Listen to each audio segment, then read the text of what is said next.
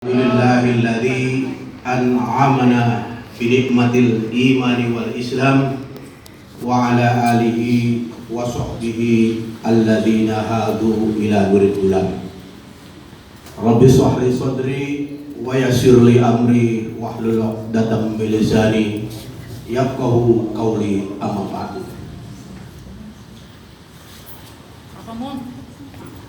Yang terhormat Camat Karangsembung atau dalam hal ini yang diwakili oleh Pak MP, yang terhormat Bapak Dan Ramil yang dalam hal ini diwakili Babinsa, yang terhormat Pak Kapolsek yang dalam hal ini diwakili oleh Babinmas Pak Selamat, yang saya banggakan sesepuh kita Pak Suparman Effendi, beliau dari DPP Pejuang Siliwangi. Alhamdulillah bisa hadir di tengah-tengah kita ini. Yang kami banggakan panitia beserta rekan-rekan pengurus Pejuang Siliwangi Kecamatan Karangsembung yang sebentar lagi akan kami lantik dalam kepengurusan periode 2020-2025. Pertama-tama kami panjatkan puja dan puji syukur kehadirat Allah Subhanahu wa taala, yang mana bahwasanya pada siang hari ini alhamdulillah kami Pejuang Siliwangi dapat berkumpul bersama di Aula Kecamatan Karangsembung, Kabupaten Cirebon. Hadirin yang kami muliakan, pada kesempatan yang berbahagia ini, perkenankanlah kami akan menyampaikan selayang pandang tentang Pejuang Siliwangi,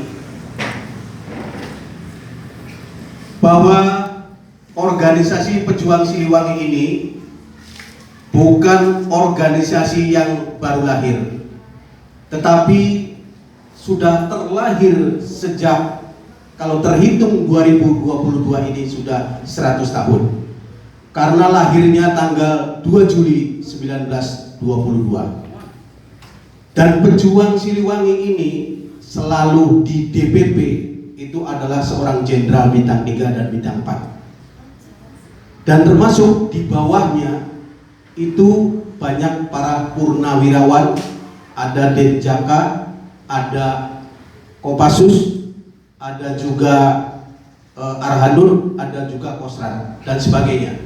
Jadi alhamdulillah Pejuang Siliwangi ini bukan organisasi yang ecek-ecek, tetapi sejak dulu sudah diakui oleh negara. Bahwa Pejuang Siliwangi ini lahir sudah mengalami 3 zaman.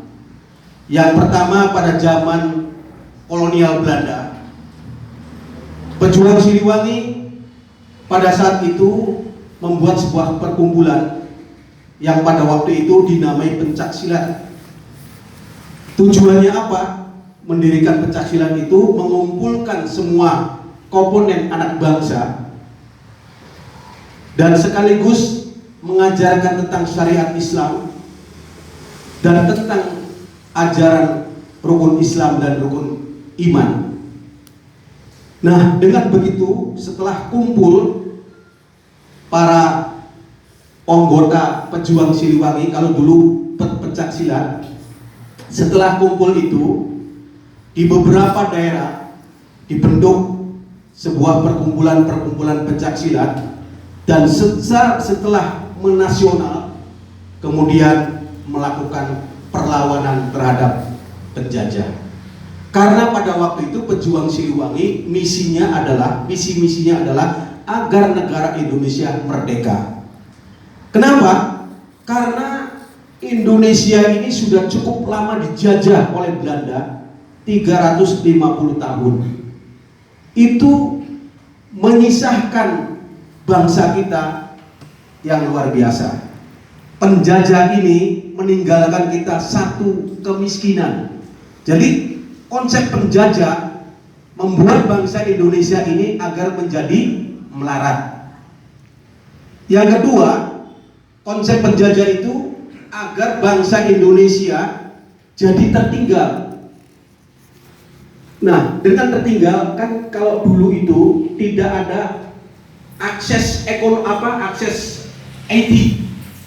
Kalau pada waktu dulu kita namanya orang awam, kita tidak tahu perkembangan bangsa pada saat itu yang terjadi di dalamnya. Nah, memang demikian ini dibuat oleh seorang Belanda penjajah. Nah, kemudian setelah kebodohan, kemiskinan, ketertinggalan. Nah, kalau bayangkan kalau bangsa Indonesia kaya, sebenarnya bangsa Indonesia kaya, cuma dimiskinkan. Karena apa? Karena kalau bangsa Indonesia pada waktu itu jadi kaya, maka Indonesia menjadi negara yang adikuasa, yang disegani oleh bangsa-bangsa lain. Makanya penjajah itu pada saat itu ngerti bangsa Indonesia ini punya potensi alam yang luar biasa. Nah, makanya dimiskinkan. Semua hasil bumi ditarik oleh penjajah.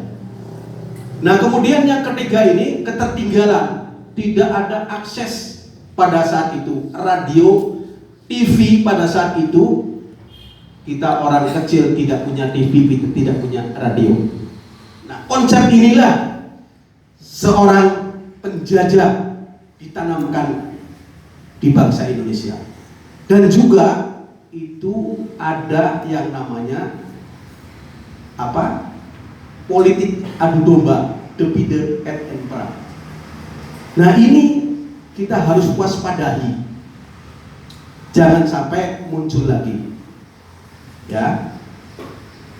Nah, itu pada saat zaman Belanda dan juga pada saat masa kolonial, masa Jepang. Pejuang Siliwangi ini pernah dididik oleh tentara Jepang, tentara Heiho pada waktu itu. Jadi pejuang Siliwangi ini pada waktu itu sudah dididik kemiliteran, termasuk taktik perang dan sebagainya, itu dilatih oleh tentara Jepang. Tujuannya apa? Tentara Jepang, tujuannya itu Jepang, PS ini untuk membantu Jepang melawan Sekutu. Nah, tetapi pejuang Siliwangi ini sadar bahwa akan dimanfaatkan oleh Jepang. Beliau sadar semua. Akhirnya berbalik jati dirinya bahwa kita adalah bangsa Indonesia dan tujuan awal adalah kita harus merdeka. Karena apa? Karena agar kesejahteraan, kemakmuran bangsa Indonesia dirasakan oleh sampai keturunan kita itu. Nah, terlepas nanti belakangan ada pengkhianat bangsa, ya silakan dilihat sendiri, itu kan? Nah, itu pada saat zaman Jepang. Zaman kemerdekaan, jadi pejuang Siliwangi ini mengalami 3 zaman, yaitu tadi zaman kolonial Belanda, zaman Jepang, dan zaman kemerdekaan. Nah, zaman kemerdekaan bangsa Indonesia ini, pejuang Siliwangi ini sudah mengabdikan diri kepada bangsanya. Contohnya, pada saat zaman Orde Baru dipimpin oleh Pak Presiden Soeharto selama 32 tahun memimpin negara Republik Indonesia. Indonesia ini disegani oleh luar negeri. Bahkan Indonesia pernah di bawah pimpinan Pak Soeharto, Presiden Soeharto pernah diembargo senjatanya. Kalau salah mohon koreksi. Nah, itulah karena punya keteguhan dan jiwa seorang tentara itu melekat pada diri Pak Harto. Kemudian kita bangga juga, walaupun kita Pak Harto ini bukan ustadz, kiai Presiden Soeharto itu, tetapi beliau itu tidak pernah mengacak-acak orang Islam. Artinya apa? Contoh, bahwa zaman Presiden Soeharto membangun masjid di beberapa kecamatan seluruh pelosok Indonesia, dibangun masjid oleh Pak Presiden Soeharto. Artinya Presiden Soeharto itu sudah menunjukkan kecintaan terhadap agama Islam, bukan memusuhi Islam, apalagi menjustifikasi bahwa orang Islam itu adalah teroris. Itu tidak benar. Jadi itulah kita harus bersyukur.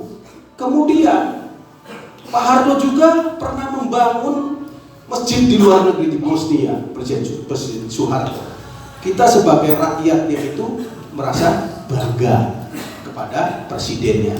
Artinya hasil karyanya itu ada. Nah, kemudian apa kiprahnya pejuang Siliwangi pada masa pemerintahan Orde Baru, yaitu pada saat mengisi repelita rencana pembangunan 5 tahun ke depan. Pada waktu itu ada yang namanya program transmigrasi, ya, transmigrasi dalam rangka pemerataan populasi penduduk di Indonesia. Makanya tidak aneh, kok di Lampung banyak orang Jawa, kok di Medan juga ada orang Jawa, dan sebagainya, termasuk di Irian Jaya ada orang Jawa. Karena pada waktu itu Pak Soeharto mencanangkan dalam pemerataan populasi penduduk. Kalau dulu kan Jawa ini padat penduduknya, jadi supaya ada pemerataan penduduk. Nah, di situ pejuang Siliwangi ini dikirimlah 10.000 ke Pulau Lampung untuk babat alas, termasuk di Kerawang, termasuk dan sebagainya pada saat itu. Nah, artinya kita sudah ada kiprahnya. Kemudian balik lagi di zaman kemerdekaan, bahwa pada saat tahun 48 pejuang Siliwangi ini pernah long march, ikut membantu pasukan Siliwangi dalam rangka melakukan penumpasan gerakan 30 SPKI di Madiun. Coba bayangkan pada waktu itu jalan kaki. Inilah yang namanya pejuang Siliwangi itu jangan cengeng. Nah, kalau pejuang Siliwangi cengeng, lagi-lagi, Pak, ada nggak bensinnya? Pak, ada nggak makannya? Ini bukan jiwa seorang pejuang. Coba bayangkan kita, zaman dulu pejuang Siliwangi buru-buru mikirin makan, nyawa aja nggak dipikirin. Yang penting misinya itu adalah misinya merdeka, agar supaya sampai keturunan kita itu tidak dijajah lagi, tidak sengsara lagi.